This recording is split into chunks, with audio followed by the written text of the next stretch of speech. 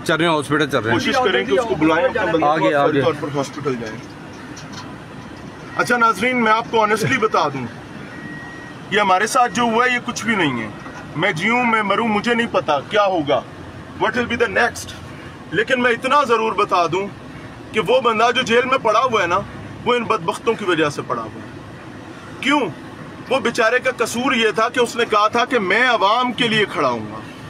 अभी की बात नहीं कर रहा, जब अवाम ने उसको 2013 में 2018 में मुंतखब किया था, इन बदबख्तों ने उसकी हाथ काटे, उसकी टांगे काटी, इतनी पुअर परफॉर्मेंस दी कि आज वो मुहताजी का शिकार है।